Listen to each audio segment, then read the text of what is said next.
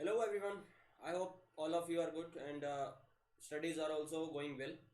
So सब लोग का एक बहुत सिंपल सा सीधा सा जो भी मेडिकल पढ़ रहे हैं उनका एक एम होगा that is NEET and in this video lecture we are gonna talk about the strategies जो आप बना सकते हैं नीट के लिए तैयारियां कैसे करनी है how to absorb book like a pro. ठीक है, बहुत सारे लोग आप में से पबजी खेलते होंगे तो प्रो का मतलब आपको पता है। तो एक बुक को किस तरह से वो टीचर्स बोलते हैं घोट के पी जाओ, देन वो घोट के पीना is we are gonna talk in this lecture. Biology के बारे में कुछ बेसिक जानकारी जितनी भी हैं या आपके स्लीप पैटर्न्स किस तरह से होंगे, आप नोट्स किस तरह से बनाएंगे और आपका टाइम टेबल जो है उसमें से आवर डिवीजन किस तरह से होगा, वो सब चीज़ें हम यहाँ देख लेते हैं। मेरा नाम है विजय और you are on to biology central. चलिए शुरू करते हैं। सबसे पहले शेड्यूल के बारे में, तो एक्सपेक्टेड डेट जो है ये फर्स्ट वीक ऑफ मे और if I may be precise it is 2 मई।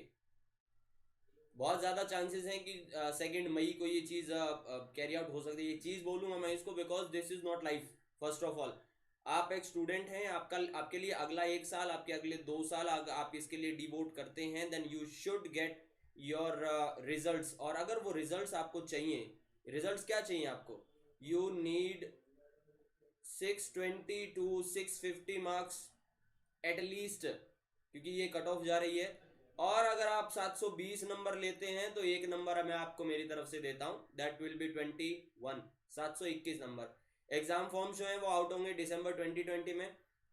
और इस वीडियो में हम कुछ चीज़ें डिस्कस करेंगे। सबसे पहले टाइम टेबल,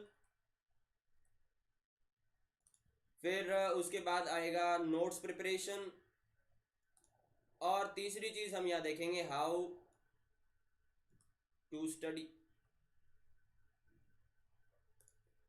साथ में हम छोटा सा और अगर चीज़ एक ले लेते हैं then it will B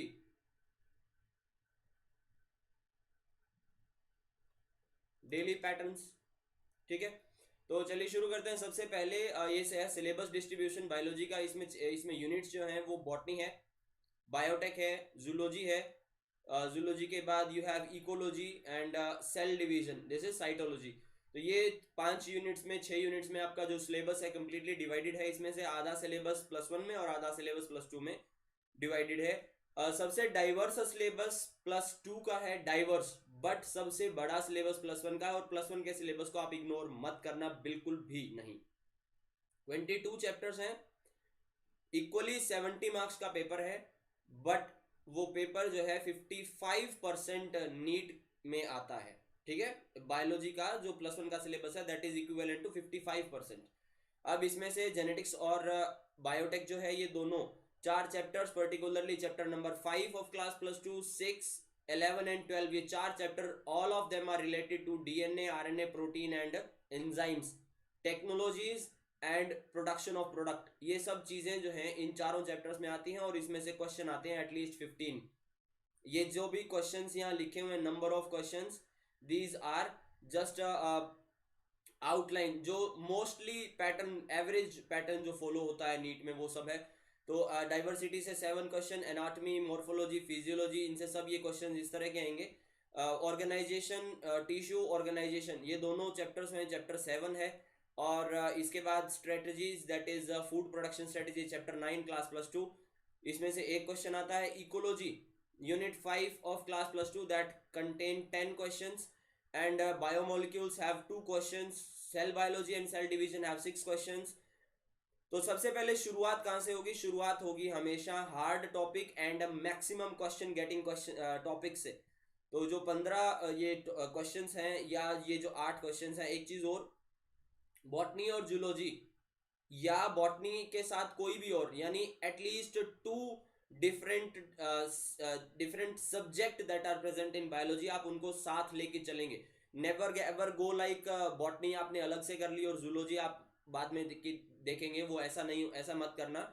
zoology botany, zoology pathology, zoology cell biology, botany biomolecule, botany ecology, तो जो आपस में इंटरकनेक्टेड चैप्टर्स हैं उनको लेकर चलना। सबसे पहले तो एक एग्जांपल मैं यहाँ से दे देता हूँ कि जो चैप्टर्स होते हैं, सपोज यू हैव मेंडल। आप मेंडल के बारे में अगर पढ़ रहे हैं तो मेंडल ने क्या किया था, मेंडल का जो भी काम है वो डायरेक्टली रिलेटेड है किससे, मियोसिस से। ठीक है, किससे रिलेटेड है? मियोसिस से। कैसे? देखो, पेडिग्री एनालिसिस टोटली डिपेंड करती है किस पे? मियोसिस पे। इंडिपेंडेंट असोर्टमेंट किस पे डिपेंड करता है? मियोसिस पे।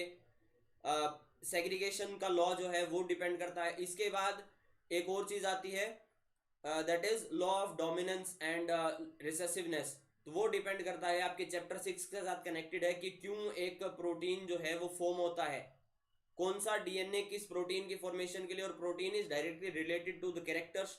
तो वो कैरेक्टर्स किस तरह से प्रोवाइड करता है, तो वो चैप्टर नंबर 6 से रिलेटेड होगा। तो आपस में जो बाय, और अब जो चैप्टर नंबर 6 है, suppose we are lacking insulin, तो डिजीज क्या होती है? डायबिटीज। और डायबिटीज के लिए क्या चाहिए? इंसुलिन। अगर हम ऊपर से भी दे देते हैं यानी इंजेक्शन के through, that will B okay, all fine, but production कैसे होगी? तो वो प्रोडक्शन का जो प्रोसीजर है, यानी जेनेटिक्स को यूज करके, और प्रोडक्शन कौन करवाता है?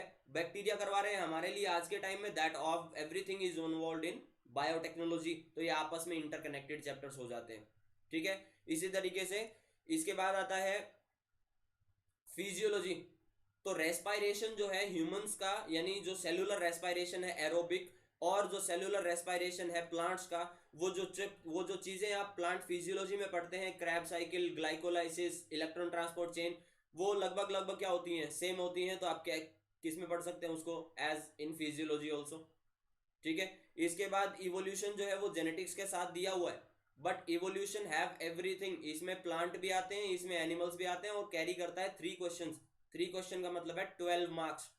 आप इसमें से सबसे पहले according to your perspective of learning, perspective of learning क्या होता है? देखिए, मैं अगर कोई भी चीज याद करता हूं तो मेरा एक पैटर्न है, वो पैटर्न हर एक इंसान के लिए अलग अलग होता है।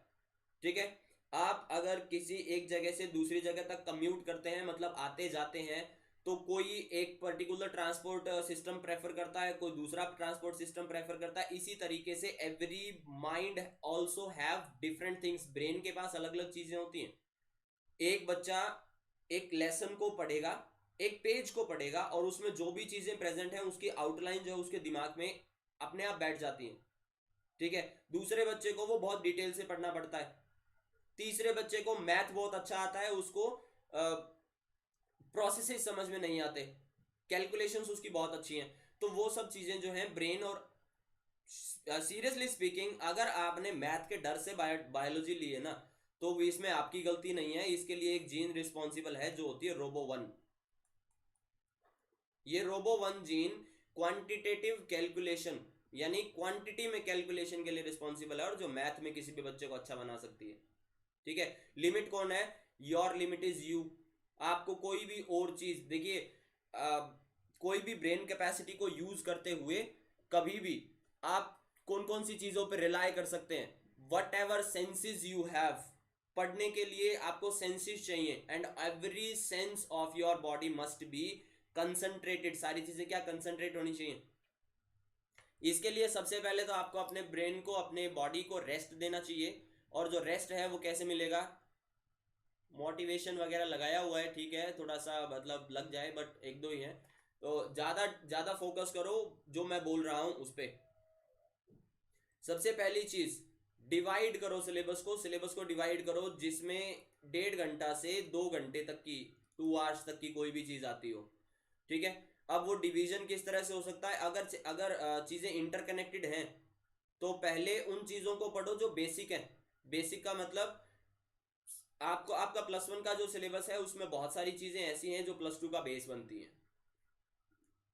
सेल डिवीजन, आपके स्किन के सेल्स के पास भी वही चीजें प्रेजेंट हैं जो आपके पेंक्रियाज के सेल के पास प्रेजेंट है। यानी स्किन के सेल के पास भी इंसुलिन की जीन प्रेजेंट है, पेंक्रियाज के पास भी प्रेजेंट है, बट पेंक्रियाज जो है वो इंसुलिन फॉर्म कर सकता है, स्किन सेल्स नहीं कर सकते। ठीक है, सेम जेनेटिक्स आपका प्रेजेंट है ओस्टियोसाइट्स के पास जो आपके बोन्स बनाते हैं, कॉन्डियोसाइट के पास जो कार्टिलेज बनाते हैं, but still they can not form the things which can be formed by the hormonal system जो पिट्यूटरी ग्लैंड रिलीज कर सकता है। आपके न्यूरॉन्स जो है वो ग्रोथ हार्मोन सीक्रेट नहीं कर सकते। आपका हाइपोथैलेमस जो सीक्रेट कर सकता है वो आपके एड्रेनल कॉर्टेक्स कभी सीक्रेट नहीं कर पाएगी। तो वो सब चीजें जो है बेस हैं। ठीक है, अब ये बेस को जब क्लियर करोगे तो उसके बाद क्या होगा? आपका लेवल ऑफ परसेप्शन इंक्रीज होगा। ठीक है, जितनी ज्यादा मजबूत नींव होती है उतना ही अच्छा एक मकान उसके ऊपर खड़ा हो सकता है। सबसे पहले बात करते हैं टाइम टेबल की। तो टाइम टेबल आपके पास 24 घंटे हैं, इससे ज्यादा ना किसी के पास हुए हैं और ना किसी के पास हो सकते, इससे कम भी नहीं हो सकते। यानी ऐसा नहीं है कि आपके लिए सिर्फ दिन जो है वो 22 घंटे का है, नहीं, सभी के लिए 24 घंटे का होता है। और इसमें से 7 आवर्स ये आप अपने बेड को दे दो, जिसका मतलब है कि कम से कम 7 घंटे आपको सोना है। आप अपने बेड पे चले जाइए, टाइम नोट कर लीजिए, और उसके बाद निकलने तक 6 घंटे 59 मिनट्स हो सकते हैं। 701 मत करना, ठीक है, 7 घंटे 1 मिनट। इससे क्या होगा, आपका पूरा दिन का रूटीन खराब हो जाएगा। एक चीज और, अगर आप एक नाइट आउल हैं, जिसका मतलब आप रात को जाग के पढ़ते हैं, या आप दिन में पढ़ना ज्यादा मतलब प्रेफर करते हैं, या आप अर्ली बर्ड हैं। नाइट आउल और अर्ली बर्ड दो चीजें होती हैं। एक जो बंदा रात को लेट सोता है, रात को काम करता है अपने, और एक अर्ली बर्ड यानी रात को जल्दी सो के सुबह जल्दी उठता है। तो वो चीजें आप पहले से डिसाइड कर लो, जैसे आपको पढ़ना है वैसे पढ़ो। ये चीजें रहेंगी। आपका नीट के लिए आपके पास अभी 6 महीने का टाइम है, सिर्फ 6 महीने का टाइम। और इसको अगर मैं बोलूं तो 28 वीक्स है, ये भी 28 हफ्ते जो है ना, ये 28 वीक्स जो है, आपको कम से कम 20 वीक्स तक ये शेड्यूल फॉलो करना है। उसके बाद में हम चीजें देखेंगे कैसे चेंज होती हैं, वो अगली वीडियोस में बता दूंगा मैं। तो ये 7 घंटे स्लीप के काटने के बाद आपके पास क्या बचा, 17 घंटे। 17 घंटे में से 5 घंटे आप काट दो आपके डेली रूटीन के वर्क्स के लिए। उठेंगे, फ्रेश होंगे, बीच में पानी वानी भी पीना है, खाना भी खाना है, तो वो उसके लिए 5 घंटे, और 2 घंटे निकाल दो आपकी लीजर एक्टिविटीज के लिए। यानी आप पूरे दिन का स्ट्रेस भूल कर अपने फ्रेंड्स के साथ टाइम स्पेंड करो, अपनी फैमिली के साथ टाइम स्पेंड करो। आपका पबजी खेलना है पबजी खेलो, जो करना चाहते हैं वो करो, बट उस टाइम आपके दिमाग में बुक्स नहीं होनी चाहिए। ठीक है, एवरी माइंड, ये जो पैटर्न मैं बता रहा हूं ये बहुत आसान है फॉलो करना, बट बहुत मुश्किल है फॉलो करना। क्योंकि कुछ चीजें इतनी एडिक्टिव होती हैं कि आप अगर व्हाट्सएप पे लग गए और एक फ्रेंड का मैसेज आया, आप उससे आधी घंटा चैट कर लेते हैं, फिर उसके बाद दूसरे फ्रेंड का, तीसरे फ्रेंड का, चौथे का, पांचवें का, आपको पता भी नहीं चलेगा कि कब जो है आप व्हाट्सएप से फेसबुक, फेसबुक से यूट्यूब, यूट्यूब से पबजी, और पबजी से गेम्स की तरफ चले गए। ठीक है, तो ये सिर्फ और सिर्फ स्ट्रिक्टली बी डिसिप्लिन्ड। अगर आप डिसिप्लिन्ड हैं, then only you can study and then only you can think of success. अगर आप डॉक्टर बन जाते हैं, समझिए आपके पास एक बहुत बड़ी जिम्मेदारी होगी to handle at least 200 to 300 patients daily, whole of your staff, plus ये सब चीजें मैनेज करने के बाद आपको उन पेशेंट्स की प्रॉब्लम, हर एक अलग अलग प्रॉब्लम लेकर आएगा, तो उन प्रॉब्लम्स को भी हैंडल करना है, और फिर उसके बाद में स्टाफ को हैंडल करना है, फिर उसके बाद में पैसे को हैंडल करना है। सब चीजें क्या होंगी, डायरेक्टली चैनलाइज टू यू। तो अगर आप डिसिप्लिन्ड नहीं रहते हैं अभी से, तो देखिए ये चीज में प्रॉब्लम आने वाली है। आप छोड़ सकते हैं अभी इस चीज को, भूल जाइए नीट के बारे में अगर आप डिसिप्लिन्ड नहीं रह सकते तो। 2 आवर्स, अब 5 आवर्स, अब ये 7 घंटे और चले गए, बच गए आपके पास 10। ये 10 घंटे को डाल दो सिर्फ और सिर्फ किसके लिए, स्टडी के लिए। इस 10 घंटे में से टोटल अगर एक वीक तक आप पढ़ते हैं तो ये this will give you 70 hours of study per week. 70 hours of study per week will lead to, suppose आपने 1 घंटा डेली का और कहीं भी खर्च कर दिया, तो भी आपके पास एटलीस्ट 60 टू 65 आवर्स जो है वीकली स्टडी होगी। और आप इस 10 घंटे को डेली के कैसे मैनेज करेंगे, 10 hours you have daily, depending upon your choice, not my choice. ठीक है, क्योंकि अपना अपना सबका एक, I am a night owl person, मैं रात को काम करके ज्यादा खुश होता हूँ because of no one is around. कुछ लोग ऐसे होते हैं जो सुबह सूरज के साथ उठते हैं, 4 बजे उठेंगे, 5 बजे उठेंगे, वो उनसे उनसे उतना जल्दी अच्छा काम होता है। ठीक है, वो अब अपने अपने ऊपर डिपेंड करता है। जो 10 घंटे हैं, इस 10 घंटे को आप डिवाइड कर लो, at least 2 hours for study one subject, then थोड़ा सा रेस्ट 15 मिनट 20 मिनट का, फिर उसके बाद आप उस चीज को ना, अब ये आपके पास 7 घंटे हैं, आप इस 7 घंटे में से कुछ हिस्सा काट के आधा आधा घंटा हर सब्जेक्ट के बीच में मेडिटेशन के लिए भी दे सकते हो। मेडिटेशन क्या होता है, just throw every thought out of your mind. और फिर उसके बाद सिर्फ और सिर्फ टू स्टे काम, अपने बॉडी को, अपने माइंड को सिंक्रोनाइज करते हुए you just go on to a level of perception जहां पर आपने पहले कभी सोचा भी नहीं होगा। 5 घंटे की नींद विल बी इनफ अगर आप दिन में 2 बार 3 बार हाफ एन आवर का मेडिटेशन कर लेते हैं। ठीक है, अब ये 10 आवर्स में से आप 2 hour for every subject. Now ये चीज मैं आपको शुरू के कुछ टाइम के लिए बता रहा हूँ, आखिरी का कुछ टाइम होगा वो बहुत ही ज्यादा टेंस्ड होने वाला है। 2 घंटे 3 सब्जेक्ट के लिए, दिस लीड्स टू 6 आवर्स। फिर उसके बाद बचे आपके पास 4 घंटे। 4 घंटे में से 3 आवर्स दे दो आप 1 आवर पर सब्जेक्ट नोट्स के लिए। 1 आवर पर सब्जेक्ट, वो 3 घंटे उसमें चले गए और बाकी का जो 1 घंटा बचा है आप उन सब चीजों को मैनेज कर सकते हैं जो भी आपने नोट्स बनाए हैं। अब बात आती है कि नोट्स किस तरह से बनाएंगे। नोट्स बनाने के लिए सबसे पहले एक चीज देख लो, कभी भी लंबी लाइनिंग्स नहीं लिखनी। Always have your sentence 6 to 10 words only, या अगर उससे भी छोटा हो सकता है तो।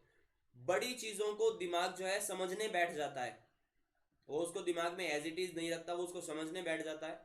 अगर मैं आपको वो एक बहुत लंबी सी लाइन इंग्लिश लैंग्वेज की दे देता हूँ, then what you will do, 1-2 word मैंने बोले गो स्टडी, इसका साफ सीधा मतलब है चलिए पढ़ाई करिए।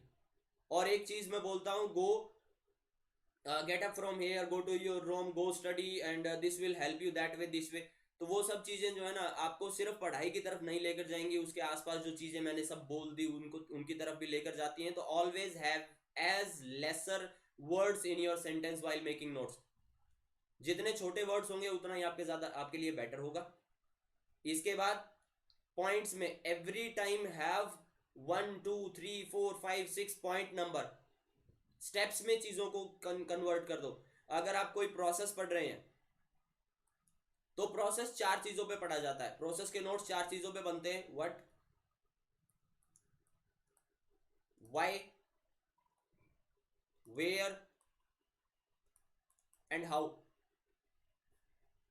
प्रोसेस में क्या हो रहा है, क्यों हो रहा है, यानी अगर ये प्रोसेस कंप्लीट हो गया तो हमारी बॉडी को, हमारे सेल्स को इससे क्या फायदा है, कहां हो रहा है और कैसे हो रहा है। Suppose we have replication. क्या होती है रेप्लिकेशन, एक डीएनए से exact copy of second DNA. क्यों होती है रेप्लिकेशन, ताकि डीएनए मटेरियल कंजर्व रहे, जेनेटिक मेकअप जो है वो कंजर्व रहे। कहां होती है रेप्लिकेशन, इन द न्यूक्लियस और in the nucleoid of bacteria.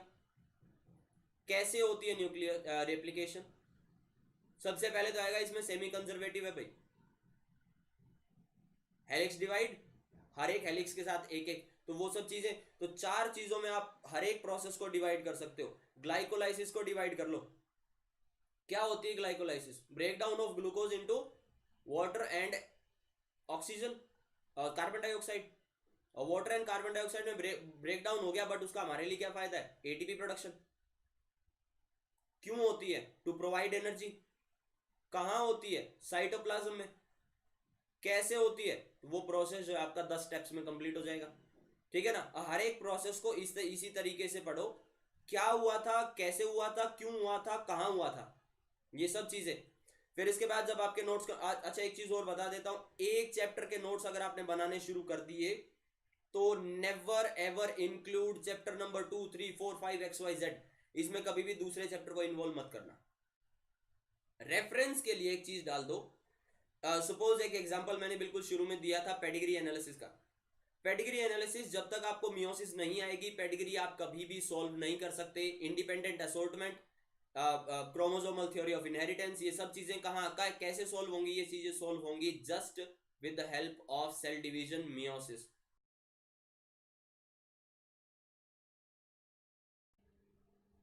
तो ये चीज मैं बता रहा था कि चैप्टर नंबर 1 जो है उसमें कभी चैप्टर 2 3 4 5 6 इस तरह से कभी ऐड मत करो, और इससे क्या होगा, यू विल बी कंफ्यूज और कंफ्यूजन में क्या होता है, देखिए जब जैसे पेडिग्री आप पढ़ रहे हैं और पेडिग्री पढ़ते हुए आपने बीच में मैंने आपको एक चीज बता दी कि मियोसिस जो है वो काफी ज्यादा इंपॉर्टेंट है, सारी चीजें मियोसिस पे बेस्ड है पेडिग्री की।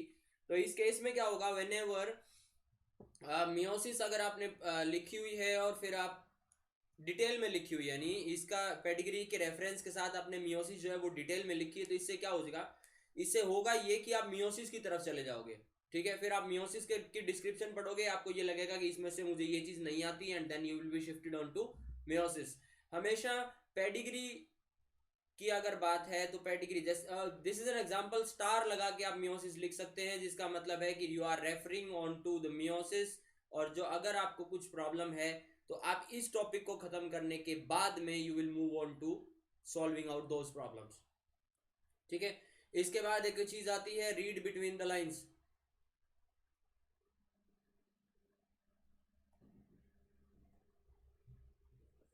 मतलब क्या है इस चीज का, read between the lines, between the lines में कुछ लिखा नहीं होता है, बट अगर मैंने यहां एक चीज लिखी, द डीएनए पोल 3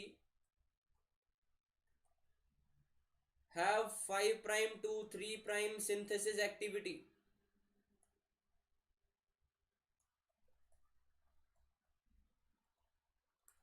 अब 5 prime to 3 prime synthesis activity है, जिसका मतलब है कि वो 5 प्राइम से किसी भी स्ट्रैंड को 3 प्राइम की तरफ बनाता है। अब इसके लिए आपको सबसे पहले तो ये पता होना चाहिए कि ये हमेशा सेकेंड स्ट्रैंड बनाता है, तो इसकी जो पहली स्ट्रैंड है that must be the anti parallel. वो एंटी पैरेलल नेचर में प्रेजेंट होगी, तो उसकी ओरिएंटेशन क्या होगी, 5 प्राइम से 3 प्राइम। ठीक है, तो इस तरह से मतलब ये है कि जब भी आप पोल 3 के बारे में पढ़ रहे हैं तो उसकी सारी चीजों का आइडिया यू मस्ट हैव। अब ये कहने की कोशिश कर रहा है कि 5 प्राइम से 3 प्राइम आरडीएन जो पॉलीमरेज है वो एक्टिविटी करता है, सिंथेसिस की एक्टिविटी करता है।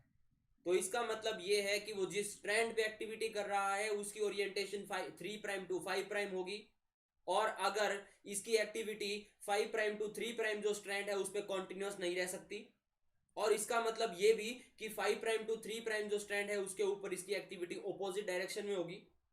तो ये सब चीजें आपको पता होनी चाहिए, this is reading between the lines. ठीक है, कहने की क्या, इसका मतलब क्या है, इसका तात्पर्य क्या है, वो चीजें आती हैं इसमें।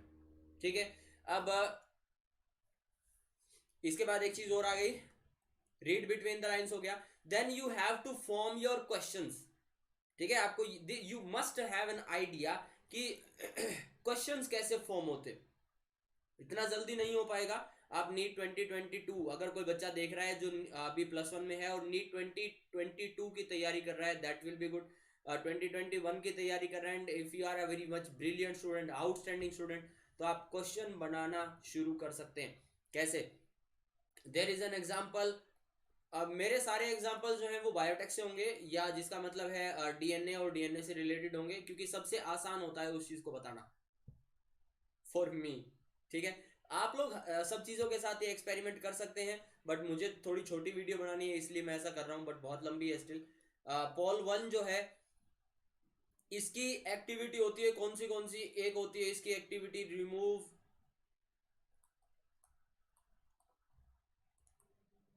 आरएनए प्राइमर, सेकेंड इसकी एक्टिविटी है remove odd bases. Odd bases का मतलब है जैसे एडेनिन के साथ कोई एडेनिन जुड़ गया, एडेनिन के साथ कोई ग्वानिन जुड़ गया। ठीक है, तो इस तरह की जो बॉन्डिंग होती है इन्हें रिलीज करके रिमूव करना और इनको ठीक करना, ये काम किसका है, डीएनए पॉलीमरेज का। अगर मैं इन सब चीजों को, इसकी कंप्लीट एक्टिविटी को एक ही चीज बोल देता हूं, प्रूफ रीडिंग, तो कैसा रहेगा, नाइस। ये प्रूफ रीडिंग की एक्टिविटी जो, अब now you must know that proof reading की एक्टिविटी क्या होती है। अब मैं अगर इसमें एक सेंटेंस और डाल देता हूं, that RNA DNA polymerase have activities of proof reading, then you must know कि प्रूफ रीडिंग में क्या क्या चीजें होती हैं। This is again the reading between the lines. ठीक है, छोटे छोटे लिखना है आपको, आपको बहुत डिस्क्रिप्टिव नोट्स नहीं बनाने। किसी भी process what why where and how के साथ चलेंगे तो आपके बहुत सारे क्वेश्चन आते हैं, where this particular process is taking place, where this particular place, why is the process taking place, इस प्रोसेस के एंड जो प्रोडक्ट्स हैं वो कौन से दूसरे प्रोसेस को स्टार्ट करने के लिए रिस्पॉन्सिबल है? जैसे लाइट रिएक्शन के एटीपी और एनएडीपीएस डार्क रिएक्शन की शुरुआत यानी केल्विन साइकिल की शुरुआत करने के लिए रिस्पॉन्सिबल है। ठीक है, तो we know why, how regeneration reduction and sorry carboxylation reduction and regeneration, ये प्रोसेस। तो इसी तरीके से सब चीजें जो है वो आपस में इंटरकनेक्टेड हैं, और आप उनको अगर अच्छे तरीके से सोल्ड वे में, यानी उसको सेपरेट करके, बहुत सेपरेशन के साथ अगर उसको आप नोट्स बना सकते हैं तो वो आपके लिए बहुत ज्यादा बेनिफिशियल होगा। इसके बाद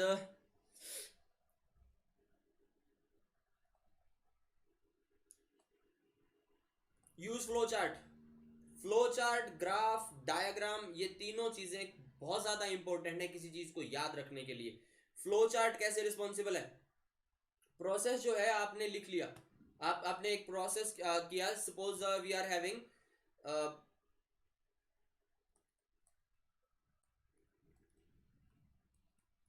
making a recombinant DNA.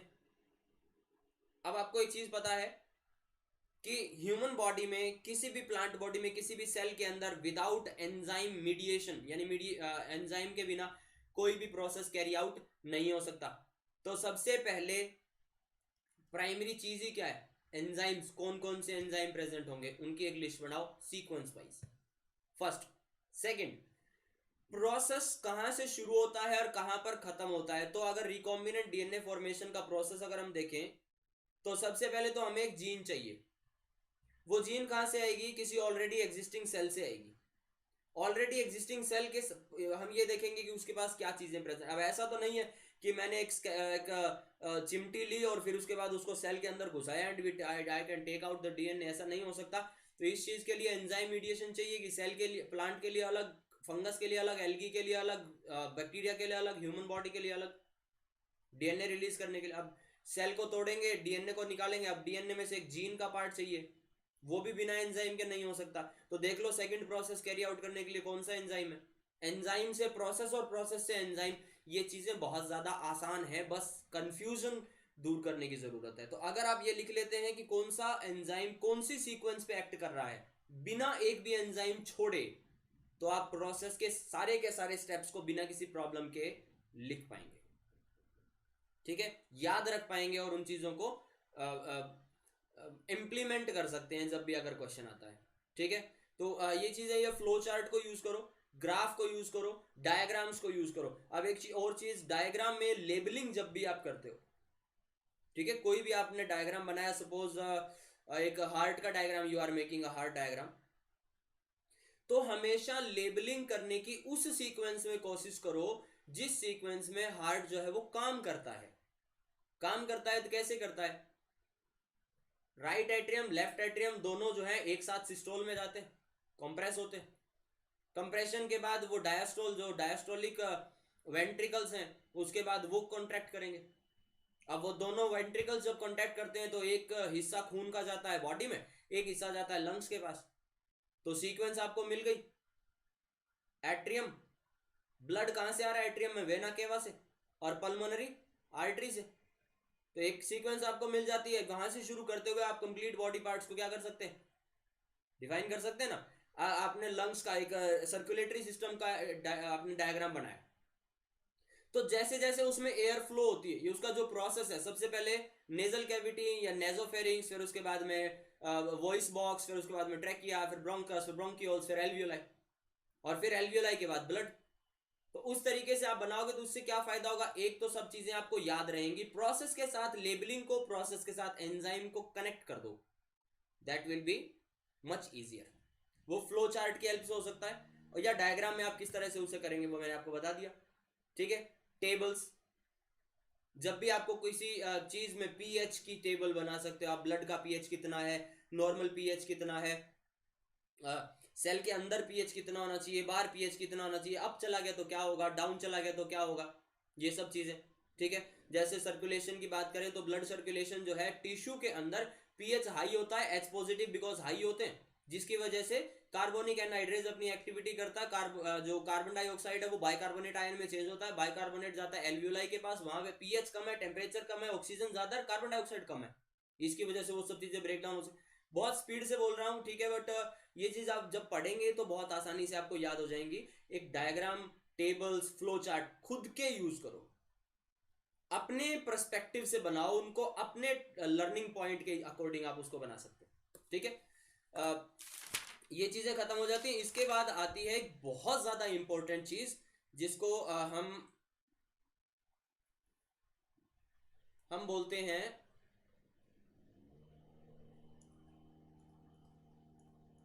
Learn like a pro. किसी चीज को याद करने के तरीके कौन कौन से वो तरीके हैं, ये तो कुछ और ही बन गया ना, चलो इसको, कौन कौन से तरीके किसी चीज को याद करने के, आप क्या सोचते हैं? एक चैप्टर आपने खोला, सबसे पहले उसकी इंट्रोडक्शन पढ़ी, उसके बाद उसके कंटेंट्स पढ़े, इंट्रोडक्शन पढ़ी और चैप्टर पढ़ना शुरू कर दिया। Do not do that thing, उस चीज को फॉलो मत करो, वो चीज पुरानी हो चुकी है। अगर आपको कॉम्पिटिटिव एग्जाम के लिए तैयारी करनी है तो let me suggest you something कि आप उस तरह से ट्राई कर सकते हैं। सबसे पहले चैप्टर को शुरू कहां से करेंगे? Very first, do not try to read anything. जब भी आप कोई चैप्टर शुरू करते हैं तो किसी भी चैप्टर को ये देखिए मेरे पास है एक एनसीईआरटी पढ़ी है, ये बताऊं बुक के बारे में मैं कुछ बता देता हूं। मेरे एक टीचर होते थे, Mrs Mridula Sharma, I am from Hisar, और Mrs Mridula Sharma was my teacher in class 12। तो वो कैसे पढ़ाते थे, वो हमेशा देखो इस तरह से पढ़ाते थे। दिस इज अ बुक, लिखा हुआ है, डायरेक्शन इसकी ये है, बट मैम के पास ये बुक रखी रहती थी इस तरीके से, ठीक है। ये हमेशा बुक जो है वो मुझे फेस कर रही होती थी, तो मैम की जो राइटिंग है वो ऑलवेज ऑपोजिट है। तो मैम की राइटिंग जो हमेशा क्या उल्टी लिखी रहती थी। अब वो कहां से पढ़ा रहे हैं? बुक में से नहीं पढ़ा रहे, वो अपने हिसाब से जहां से मन से वहां से पढ़ा रहे हैं, ठीक है। तो सबसे पहले क्या करो, जब भी कोई चैप्टर ओपन करते हो, सपोज आपने फूड एनहेंसमेंट या स्ट्रेटजीज इन फूड एनहेंसमेंट आपने ओपन किया, एनिमल हस्बेंड्री, यहां से सिर्फ ये देख लो, पेज पलटते चले जाओ, एक आउटलाइन आपको मिल जाएगी चैप्टर में। सिर्फ क्या देखो, दो ही चीजें, अगर उसमें कोई टेबल दी हुई है या उसके अंदर कोई डायग्राम दिया हुआ है, सिर्फ इतना, ठीक है। जस्ट फ्लिप द पेजेस,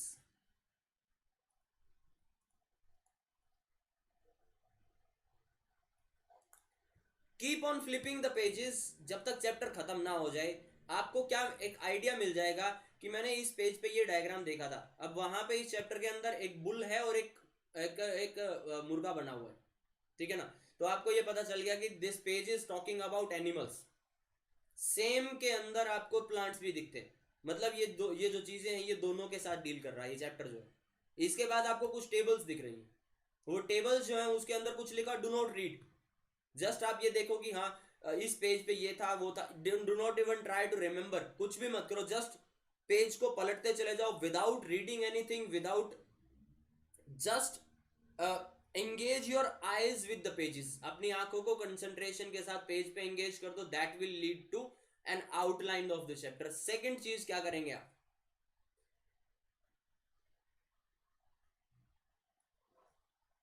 दूसरी चीज में कहां से शुरू करते चैप्टर आप पढ़ना? शुरू से, ऑब्वियसली इंट्रोडक्शन से नहीं, गलत कर रहे हो। Always start the chapter from last. Her book के पास कुछ ना कुछ चीजें ऐसी होती हैं जिसको बोलते क्विज, और वो क्विज उस कंप्लीट चैप्टर का पूरा आउटलाइन देने के लिए आपको बहुत ज्यादा क्या है, सक्षम है। कंटेंट्स में क्या दिया होता है? कंटेंट्स में दिया होता है कौन कौन से टॉपिक हम इसमें पढ़ रहे हैं, बट कंटेंट के अंदर भी क्या दिया हुआ है वो क्वेश्चंस में मिलता है। Always start the chapter from back side. Back side से चैप्टर शुरू करोगे तो क्या होगा, you will get a fair idea कि आप इस चैप्टर में क्या क्या पढ़ने वाले हैं। जैसे बात करूं चैप्टर नंबर 11 की, बायोटेक्नोलॉजी क्लास 12, तो इसमें क्या है, 9th क्वेश्चन दिया हुआ है एक, that is related to some reporter enzyme. But पूरे चैप्टर में रिपोर्टर एंजाइम नाम की कोई चीज नहीं है, बट आपको ये पता चल, अब दिया हुआ है एक जगह पर blue white screening, reporter enzyme का यूज, ब्लू व्हाइट स्क्रीनिंग। अब ब्लू व्हाइट स्क्रीनिंग जो है वो कंप्लीटली डिटेल में कहीं नहीं दी हुई, बट उसके ऊपर अगर क्वेश्चन पूछ लिया जिसका मतलब है कि ये बहुत ज्यादा इंपॉर्टेंट चीज है, वो आपको अलग से करनी पड़ेगी। समझ गए? तो इस तरीके से हमेशा क्विज से शुरुआत करो, शुरू से लेके आखिरी तक के जो क्वेश्चंस हैं उनको पढ़ लो। You will get a fair idea कि आप इस चैप्टर में कितना डिटेल में जाकर क्या क्या चीजें पढ़ने वाले हैं। सबसे पहले आपको पता चलेगा किसके बारे में पढ़ने वाले हैं, फिर उसके बाद में क्या पढ़ने वाले हैं। तीसरी चीज, अब आ जाते हैं रीडिंग का पार्ट। रीडिंग भी याद नहीं रखना, बोल्ड हेडिंग्स जितनी भी दी हुई हैं,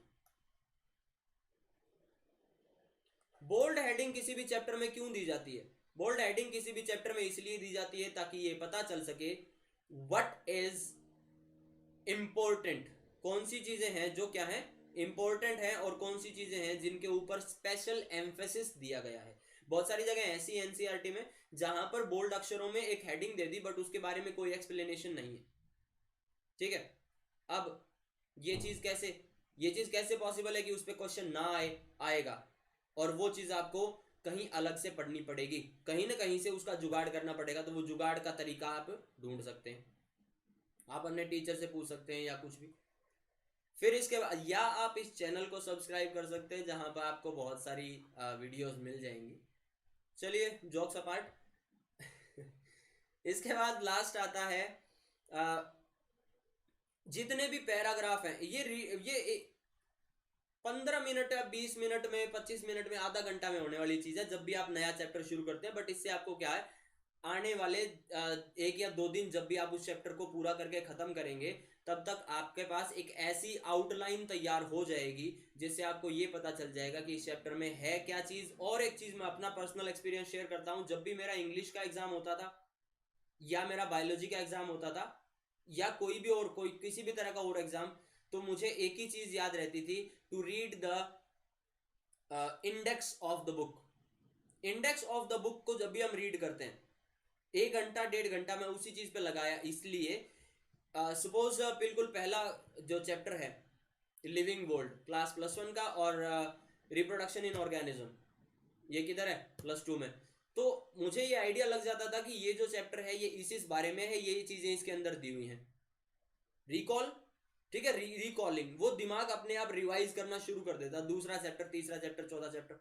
तो इस तरीके से चीजें पढ़ते चले जाओ। क्या होगा, अगर आपके दिमाग में वो चीजें परमानेंटली हैं तो वो अपने आप क्या होगा, ट्रिगर हो जाएंगी, and they will just reveal themselves कि yes these are present in your mind. इसके बाद चौथा क्या है, first and last word of every, हर एक पैराग्राफ का पहला और आखिरी, नॉट वर्ड रे, why didn't you tell me, line, हर पैराग्राफ की पहली और आखिरी लाइन सिर्फ पढ़ डालो। यानी इस पैराग्राफ कहां से शुरू होता है और उस पैराग्राफ में कहां पर रिजल्ट पहुंच गया। नॉर्मली क्या है, एक प्रोसेस जब खत्म होता है या कोई भी पर्टिकुलर एक एम्फेसिस वाली चीज खत्म होती है तो वो पैराग्राफ एंड हो जाता है। तो वहां पे आपको ये पता चल जाएगा कि इस पैराग्राफ में ये चीज प्रेजेंट है। अब आप किस तरह से नोट्स बनाएंगे, ये जो भी बोल्ड हेडिंग्स यहां पे प्रेजेंट थी, इन सब को लाइन अप करके as a index of the chapter of your notes, कोई भी चैप्टर के नोट्स बना रहे हैं उसके अंदर जितनी भी हेडिंग्स हैं उन सबको हेडिंग्स को इंडेक्स की में लिख दो।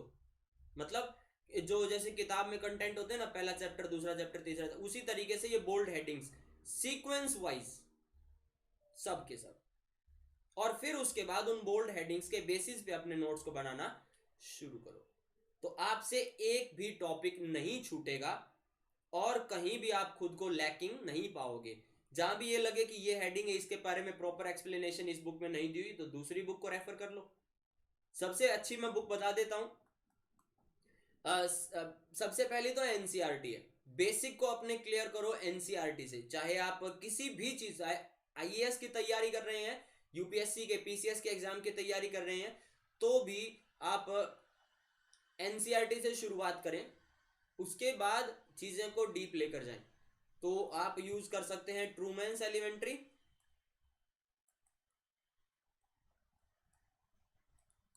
ट्रूमैन्स एलिमेंट्री इसमें यूज कर सकते हैं। इसके बाद दिनेश, बोर्ड के एग्जाम्स के लिए आप ऑल इन वन अरिहंत की यूज कर सकते हैं। और दिनेश की जो है ये सब्जेक्टिव सॉरी ऑब्जेक्टिव।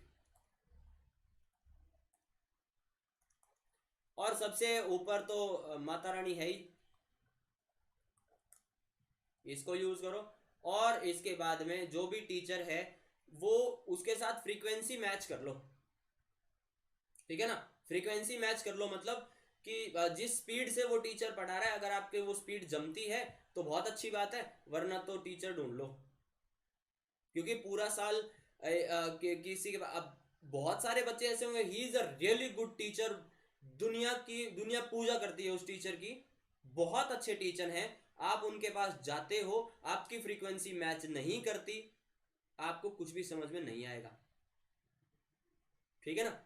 हर टीचर का अपना पढ़ाने का तरीका भी अलग होता है और हर बच्चे का अपना समझने का तरीका अलग होता है। तो जहां पर मैच हो जाए ऐसा इसीलिए ट्रायल लिए जाते हैं, ठीक है। तो as a teacher I will suggest you to find someone जो आपकी प्रॉब्लम्स को ना सिर्फ क्लियर करे बल्कि बहुत कम टाइम में आपको चीजें फटाफट से समझ में आ जाए, ठीक है जी। तो ये था नोट्स वगैरह के बारे में। आप इन सब चीजों की तैयारी इस तरह से कर सकते हैं। और ये चार चीजों को फॉलो करना शुरू कर दो। Flip the pages, last quiz, bold headings and first and last line. ये चार चीजें किसी भी चैप्टर की बेसिक को आपके लिए बहुत ज्यादा आसान कर देंगी, नोट्स बनाने को बहुत ज्यादा आसान कर देंगी, and that will be much easier for you, ठीक है। सो बाकी अगर कोई इंफॉर्मेशन होगी then I will be sending you with help of these such kind of videos. Stay tuned for more and thank you so much everyone. This was me Vijay. Subscribe to the channel, like the video, comments, and I just want to have queries from you in the comments. Thank you so much.